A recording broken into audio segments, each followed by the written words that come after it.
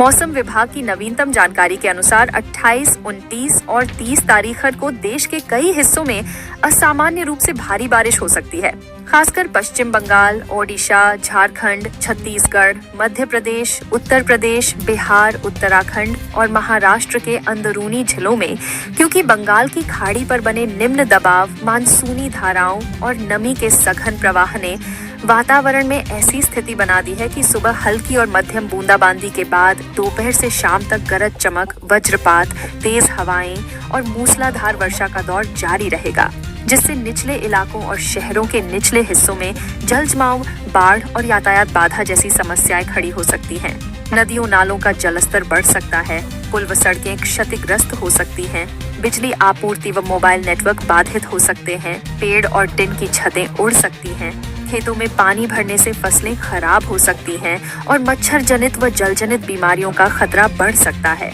इसलिए मौसम विभाग ने राज्य सरकारों, स्थानीय प्रशासन और आम जनता को पहले से सतर्क रहने, आपदा प्रबंधन दल व राहत सामग्री तैयार रखने, नालियों की सफाई करने, ऊंचे और सुरक्षित स्थानों पर जाने, अनावश्यक यात्रा टालने, बच्चों बुजुर्गों को बचाने, स्वच्छ पानी पीने, मच्छर रोधी उपाय करने और चेतावनी संदेशों को गंभीरता से लेने की सलाह दी है, ताकि इस 3 दिवसीय भारी बारिश की स्थिति में जान माल के नुकसान को कम किया जा सके और हर कोई सुरक्षित रह सके। इस दौरान विशेषकर पूर्वी भारत के जिलों में तेज बारिश के कारण स्कूल कॉलेज बंद करने, सरकारी दफ्तरों के समय में बदलाव करने, ट्रेनों बसों के रूट बदलने, राहत दलों की तैनाती और बचाव उपकरण तैयार रखने के निर्देश दिए गए हैं।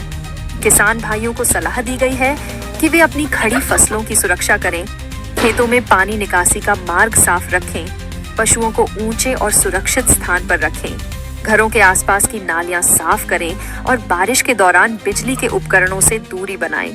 इसी तरह शहरी क्षेत्रों के लोगों को भी अपने घरों के आसपास के पानी के रास्ते साफ रखने, गाड़ियों को सुरक्षित पार्क करने, बच्चों और बुजुर्गों की देखभाल करने, मच्छरदानी और कीटनाशक का उपयोग करने की अपील की गई है। स्वास्थ्य विभाग ने साफ सफाई और पीने के पानी को उबालकर पीने पर जोर दिया है, ताकि दस्त, डायरिया, मलेरिया और डेंगू जैसी बीमारियों का खतरा न बढ़े। आपदा प्रबंधन विभाग ने भी जनता को सलाह दी है कि वे अफवाहों से बचें, केवल सरकारी चेतावनियों पर भरोसा करें और किसी भी आपात स्थिति में हेल्पलाइन नंबरों पर संपर्क करें।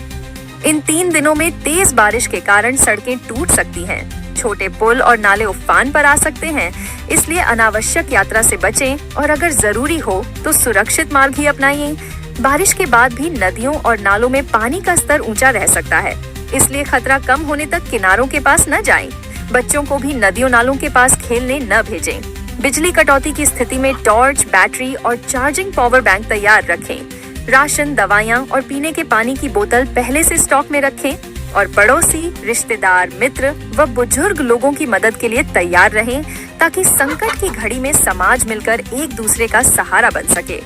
इस तरह मौसम विभाग की चेतावनी सिर्फ कागजी नहीं है, बल्कि एक सचेत करने वाला संदेश है, जिसे गंभीरता से लेना हर नागरिक का कर्तव्य है, क्योंकि समय से पहले की तैयारी ही जान माल को बचा सकती है।